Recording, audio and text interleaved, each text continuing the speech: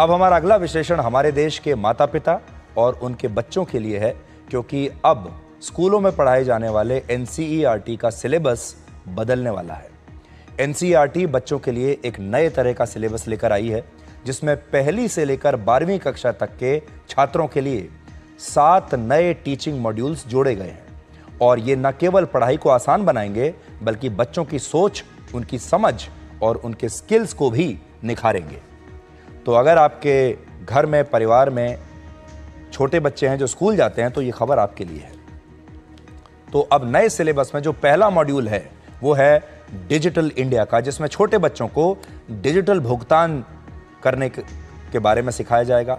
Digital payment जैसे UPI app चलाना, technology को कहानियों के जरिए समझाना और साथ ही डिजी लॉकर, आधार और आयुष्मान भारत जैसे प्लेटफॉर्म से कैसे जुड़ना है, ये बच्चों को सिखाया जाएगा और पढ़ाया जाएगा। यानी अब स्कूल से ही बच्चे ये पढ़कर निकलेंगे कि कैसे डिजिटल पेमेंट्स करनी है, कैसे अलग अलग डिजिटल प्लेटफॉर्म्स से जुड़ना है, अपना आधार कार्ड कैसे बनवाना है और बाकी की जो चीज़ें सारी चल रही हैं डिजिटल इंडिया पर, उनके बारे में स्कूल से ही बच्चों को पढ़ाया जाएगा। तो बच्चे पहले दिन से ही स्मार्ट होंगे। दूसरा मॉड्यूल है मेंटल हेल्थ का।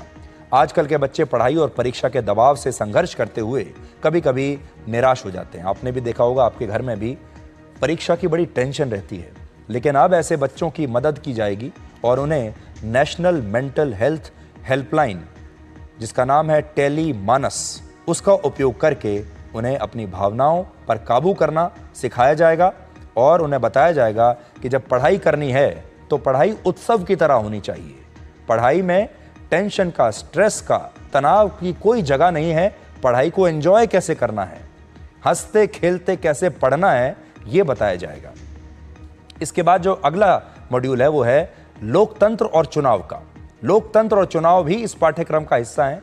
भारत दुनिया का सबसे बड़ा लोकतंत्र कैसे बना, लोकतंत्र क्या होता है, चुनावों को कैसे इतने बड़े लोकतंत्र में सफलतापूर्वक करवाया जाता है, ये सब बच्चों को सिखाया जाएगा, ताकि आगे से जब हमारे देश के लोकतंत्र पर कोई सवाल उठाए तो इन बच्चों को पहले से पता होगा कि उसका जवाब क्या है।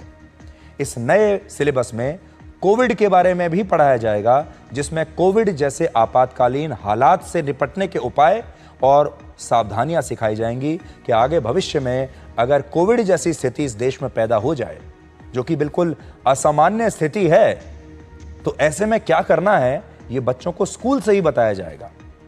स्वच्छ भारत के सिलेबस में स्वच्छता जादूगर नाम का एक कार्टून कैरेक्टर पेश किया गया है, जो डस्टबिन्स के